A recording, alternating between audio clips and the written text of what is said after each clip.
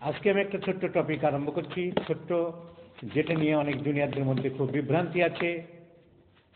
সেই বিভ্রান্তি আমার আলোচনার অংশগুলো বেশিরভাগই রাখতে চাই বিভ্রান্তি দূর করার জন্য। যেগুলো কলেজে ঠিক মতন পড়ানো হয় না, যেগুলো অনেক মাস্টারমশাইরা ঠিক মতো শেখাচ্ছেন না, যেগুলো ছেলেদের মধ্যে চরম বিভ্রান্তির সৃষ্টি করছে, সেই সব সিস্টেমগুলো আমি একটু সহজ করে দিতে চেষ্টা করছি। আজকের টপিকটা থাকছে clinical relationship of homeopathic remedies. এর উপরে অসংখ্য বই আছে। বাংলায় রাজারমন বিশ্বাসের একটা আছে, ঔষধের ক্রিয়াকাল ও সম্বন্ধ। ইংরেজিতে প্রচুর লোকের বই আছে। সব প্রথম যিনি এই বইয়ে ভালো বই লিখেছিলেন সে ছিল গিবসন মিলার। তারপরে অনেকেই উড, আরো অনেকেই ছোট ছোট বই বের করেছেন। আর বেশিরভাগ কি করেছে, তাদের মেট্রিমেডিকা বইয়ের মধ্যেই দিয়ে দিয়েছে রিলেশনশিপ, আলাদা প্যারাগ্রাফ, প্রত্যেকটা ওষুধের সাথে সাথে তার কি relationship. So what is the meaning of relationship of the remedies আমরা আলোচনা করব। রিলেশনশিপ, রিলেশনশিপ শব্দের কথা হলো সম্পর্ক। আমরা আলোচনা করি যে what is the relationship between you and that very particular person. ওই লোকটার সাথে তোমার সম্পর্ক কি? তোমার ছেলে যে ওই মেয়েটির সাথে ঘরে, কি ব্যাপারটা কি, সম্পর্কটা কি? সম্পর্ক যেমন ভাই হতে পারে, বোন হতে পারে, বন্ধু হতে পারে, শত্রু হতে পারে। হোমিওপ্যাথির জগৎকে আমরা যদি মনুষ্য জগৎ মনে করি, আর মনুষ্য জগৎই তো বটে,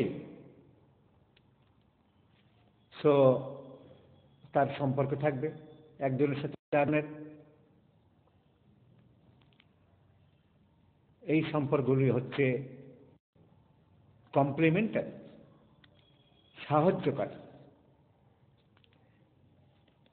তুমি কি আরেকজনকে সাহায্য করবে? অ্যান্টিডোট না, খারাপ কাজ করছে তার কাজকে প্রতিহত করব।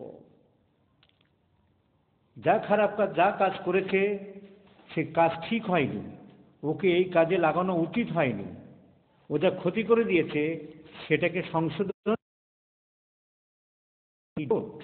অ্যান্টি করো, উদ্ধার করো। অপোজিট খারাপ কাজ করেছে, ভালো কিছু করার চেষ্টা করো, দ্যাট ইজ কল অ্যান্টিডোট। ইনিমিক্যাল না, ওর পরে একে মোটেই দেওয়া যাবে না। এদের দুজনের মধ্যে খুব আদায় কাঁচকলায়, এদের মধ্যে গরম সরষের তেলের সাথে পেঁয়াজের সম্পর্ক। পেঁয়াজ অন্য কোথাও দিলে ছ্যাঁক করে উঠবে না, কড়াইতে গরম সরষের তেলের মধ্যে দিলেই ছ্যাঁক করে লাফিয়ে উঠবে। এদের সম্পর্কটা গরম তেল আর পেঁয়াজের মতন। তাকে বলা হচ্ছে ইনিমিক্যাল রিলেশন। তাহলে তিনটে মেইন রিলেশন পাবো আমি হোমিওপ্যাথি ওষুধের জগতে। একটা হচ্ছে কমপ্লিমেন্টারি, একটা হচ্ছে ইনিমিক্যাল, একটা বন্ধু, একটা শত্রু। একটা দেশের বন্ধু দেশ, শত্রু দেশ। ভারতবর্ষের বন্ধু দেশ নেপাল, বাংলাদেশ। শত্রু দেশ পাকিস্তান, সবসময় গন্ডগোল করছে, খারাপ করছে, সেনা মারছে। সো হোমিওপ্যাথি ওষুধের জগতে বন্ধু, শত্রু, কমপ্লিমেন্টারি, ইনিমিক্যাল। আর একটা কি, বন্ধুর মতন আসল বন্ধু না। অনেকগুলো ছেলে আমার পিছনে ঘোরে, আমাকে ফলো করে, আমারও ভালো লাগে, আমি তাদেরকে কোনো কাজে নিয়ে যেতে চাই। মোস্তানরা যেমন করে, 8-10টা সাগরেদ নিয়ে ঘুরে বেড়ায়, রাজনৈতিক নেতারা যেমন করে, তাদের বলা হচ্ছে ফলো জোয়েল। মানে ওই ওষুধটার পরে 5টা-6টা ওষুধ আছে, এইগুলোর মধ্যে তুমি ভাবতে পারো এরা দেখা গেছে পরীক্ষা করে ওর পরে ভালো কাজ করে, তাদের বলা হয় ফলো জোয়েল। তাহলে রিলেশনশিপ অফ রেমেডিজে এই 4টি শব্দ মনে রাখতে হবে। যে ওষুধটা কাজ করেছে কিন্তু পুরো কাজ করতে পারছে না, ইনকমপ্লিট কাজ আমি মনে করছি, তার পরের বন্ধু কে হতে পারে? Complimentary, who is the next friend. তবে বন্ধু তাকেই বলবো যে আগের জন কিছুটা কাজ করেছে, যে র্যাঙ্কে কাজ করেছে তবেই তো তার বন্ধু হতে পারবে। আমার বন্ধু তো একটা মাছ বিক্রি করে জেলে হতে পারবে না। আমি ফেসবুকে বন্ধু করছি কাকে? প্রোফাইল দেখার দরকার হয় কেন? যে সে হোমিওপ্যাথি করে কিনা, শিক্ষিত মানুষ কিনা, আমার মতো মনস্ক, একই মনস্ক কিনা, তবেই তো বন্ধু করি। তাই কমপ্লিমেন্টারি সেই সব ওষুধ যারা আগের ওষুধ কিছুটা কাজ করেছে। Previous medicine acted something, it did something, it continues, so the next medicine continues। ও কিছুটা কাজ করেছে, একটা সড়ক করছে, রাস্তা কিছুটা করেছে, তারপরে সেই প্রমোটার বা কন্ট্রাক্টর আর কাজ করতে পারছে না, তারপরে অন্য কন্ট্রাক্টরকে ডাকা হচ্ছে, কিছুই কাজ করেনি, তাহলে সে বন্ধু না। So the next medicine or a medicine when continues or complete the action of the previous remedy, আগের ওষুধের কিছুটা কাজ করেছে পরে করতে পারছে না, সেটাই হলো কমপ্লিমেন্টারি মেডিসিন ভাববো। রাস্তাটা করেছে অনেকটা, ওই রকম আরেকটা ইঞ্জিনিয়ার বা প্রমোটার কি আছে? আগে যে লোকটাকে দিয়েছিলাম সে ইঞ্জিনিয়ারিংয়ের কিচ্ছু বোঝে না, সে কোনো কন্ট্রাক্টর নেই, তার কাজ অন্য লোক নেবে কি? বলো যে কিছুই করেনি, সব উল্টোপাল্টা করে গেছে, সুতরাং কমপ্লিমেন্টারি হবে না। কমপ্লিমেন্টারি মেডিসিন মানে আগের ওষুধ কিছুটা কাজ করেছে, সেই রকম কাজ করতে পারে এমন কেউ, তার কমপ্লিমেন্টারি। অ্যান্টিডোট, আগের ওষুধ সম্পূর্ণ ভুল, আগের লোকটা ভুল কাজ করেছে। আমি রাস্তাটাকে করতে বলেছি উত্তর দক্ষিণ, নর্থ সাউথ, ও পূব পশ্চিম বানিয়ে দিয়েছে, ভুল। আমাকে তো রাস্তাটাকে পুরো ভেঙে আবার নতুন করে পূব পশ্চিম করতে হবে আমাকে।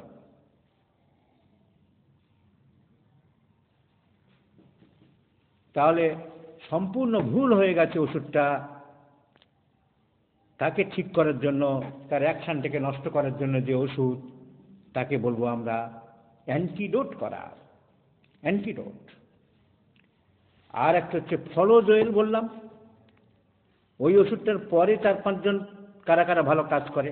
আমি যখন রাস্তা দিয়ে হাঁটছি 4-5 জন কারা কারা বলছে, হ্যাঁ স্যার, ভালো স্যার, ফেসবুকে যখন পোস্ট দিচ্ছি, ভালো sir, good sir, nice sir, তার মানে আমাকে ফলো করছে, আমাকে পছন্দ করছে।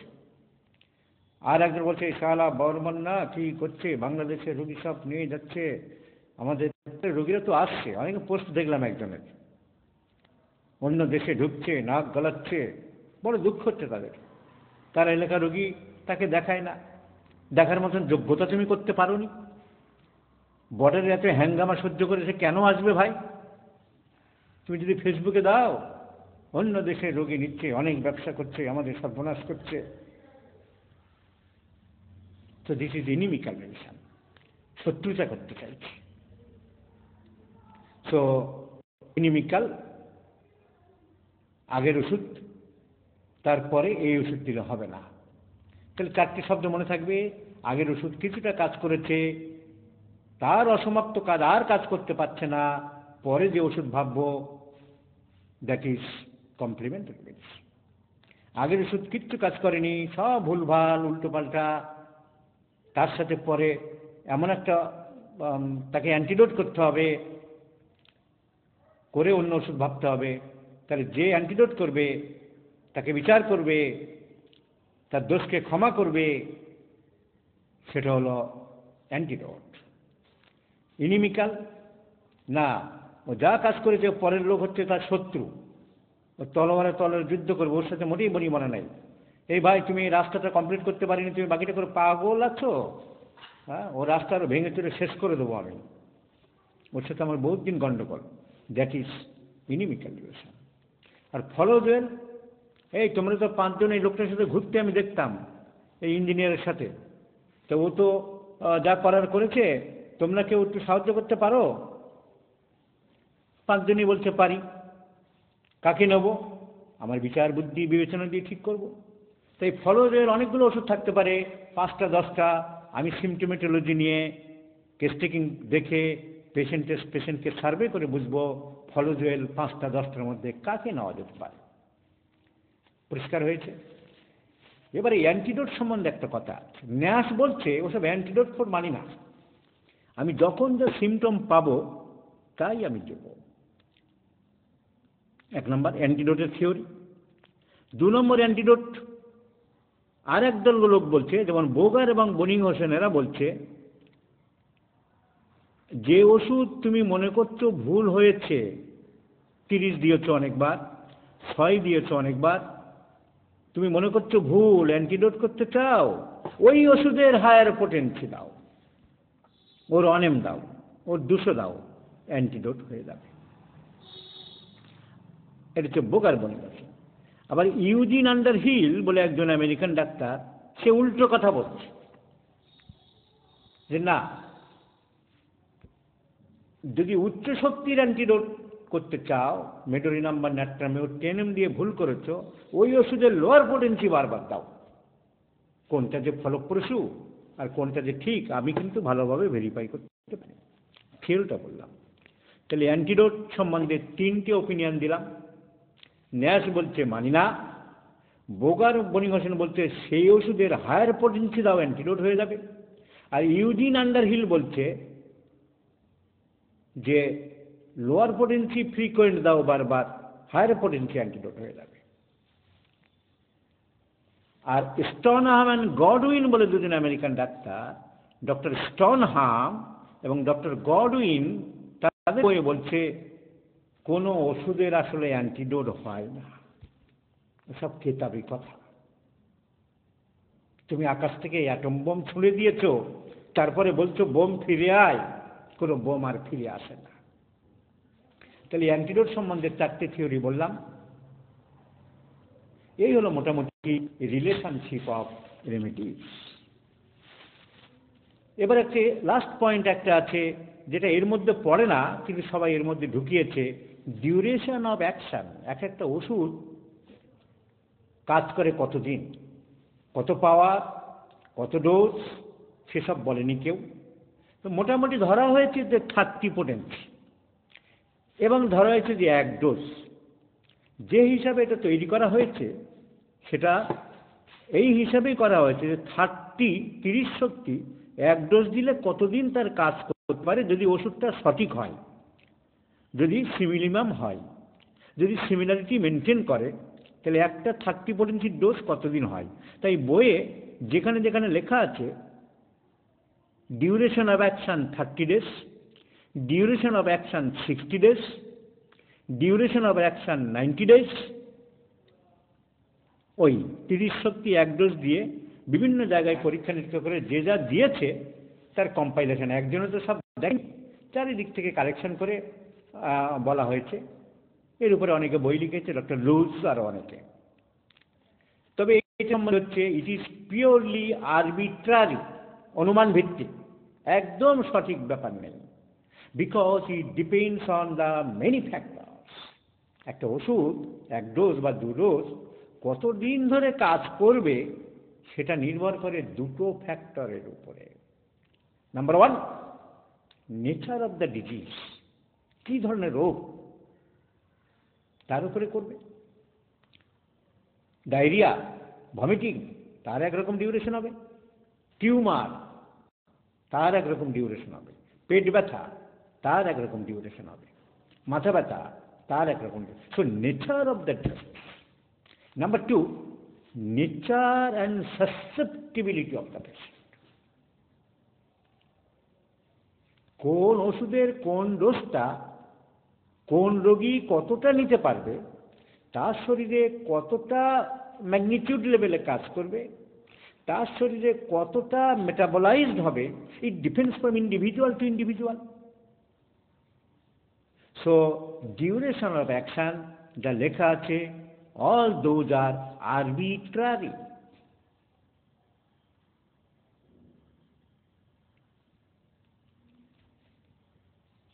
অনুমান ভিত্তিক। It depends on the patient's susceptibility, patient's system of the body, patient's immunity of the body, patient's resistance power of the body, patient's metabolized power of the body. And number two, condition of the disease, type of the disease, character of the disease, seat of the disease, region of the disease, কি রোগ, কি তার গতি, কি তার প্রকৃতি, তার উপর নির্ভর করবে। 10 ডোজ লাগছে ফটাফট যখন পাতলা পায়খানা করছে, 1 ডোজ লাগছে মেন্টাল ডিজিজের ক্ষেত্রে। So it depends on the nature of the disease, it nature of the patient. কোনো পেশেন্টের নাইট্রিক অ্যাসিড 1 ডোজ দিলে হ্যাঁ করে সব বেড়ে যাচ্ছে, কোনো পেশেন্ট 30 কিচ্ছু না কিচ্ছু না কিচ্ছু না কিচ্ছু না, ওয়েট ওয়েট ওয়েট 30 দিন পরে কাজ করছে। কোনো পেশেন্ট 7 দিন পরে বলছে আমি ভালো আছি ভালো আছি, 8 দিনের দিন বলছে আমি বেড়ে যাচ্ছি, 9 দিন বেড়ে গেছে, 10 দিন না আমি ভালো ছিলাম আবার বাড়ছে। তাহলে একজন, it depends on the patient. কারো 7 দিন পর্যন্ত কাজ করেছিল, 8 দিনের দিন বাড়তে আরম্ভ করেছে, কারো 30 দিন কাজই করেনি, 31 দিন থেকে আরম্ভ হয়েছে। So the duration of the action is purely arbitrary. It depends on many factors, and the main 2 factors are nature of the disease and nature of the patient, and which I have described, which I have clarified very nicely and systematically and methodically. Now, কিছু important মেডিসিনের কমপ্লিমেন্টারিগুলো আজকে আমি বলছি, যেগুলো প্রায় লাগে। Abrotanum, হাত পা শুকিয়ে গেছে, সরু হয়ে গেছে, বাচ্চা খায় দায় ম্যারাসোমাস, এর একটা ইম্পর্টেন্ট কমপ্লিমেন্টারি মেডিসিন হচ্ছে গার্টনার বায়োলজট। ইটুডাসাইনেপিয়াম, বমি করছে বাচ্চা, পার্মানেন্ট কিওর হচ্ছে না, ক্যালকেরিয়া কার্ড। এলোসোকোটিনা, পাতলা পায়খানা করছে, আমাশা হচ্ছে, পায়খানা লাগে দেরি করতে পারছে না, মেইন কমপ্লিমেন্টারি ড্রাগ, শেষ হয় এর কাজ সালফার। ব্রায়োনিয়া, এলুমিনা, ভাইস বাচ্চা, এলুমিনা ব্রায়োনিয়া, রাস্টক্স। ইপিকা, বাচ্চারা বমি করছে, ঘর ঘর করছে, সর্দি কাশি কমছে না পুরোপুরি, অ্যান্টিমটাট। এপিসমেল, ন্যাট্রামেল, এগুলো মুখস্থ রাখতে হবে। আর্সেনিক অ্যালবাম, ইনফেকশন, পাতলা পায়খানা, জ্বর, সেই গ্রুপের কমপ্লিমেন্টারি পাইরোজেন। অসম্ভব দুর্বলতা, টেনশন, অ্যাংজাইটি, ডিসেন্ট্রি কম্পাউন্ড, বায়োলজট। ওয়ারামমেট, tension tension, prolong tension and sudden outburst হতে পারে একদিন ওয়ারামমেটের, and same similar symptoms in the বায়োলজট। Proteus, so Proteus is the complementary of ওয়ারামমেটেলিকাম। বেলেডোনা, ক্যালকেরিয়া কাপ সবাই জানে, ক্যালকেরিয়া কাপ, লাইকোপোডিয়াম সবাই জানে, কার্বোভেজ, ক্যালিকাপ সবাই জানে। ককুলাস, কার সিগনেস, গাড়ি ঘোড়ায় বমি করে, ককুলাস দিচ্ছ কমছে না, অনেকেই জানে না। The next important complementary medicine is petroleum. Digitalis, হার্টের কনজেশন দিনের পর দিন চলছে। কালকে আমি পড়েছিলাম, one of the best biological for congestion is the keynote symptom of Morgan-Beck. So digitalis, Morgan-Beck. Syresia, malnutrition, abrotenaমের মতো, Gaertner is a very very important medicine.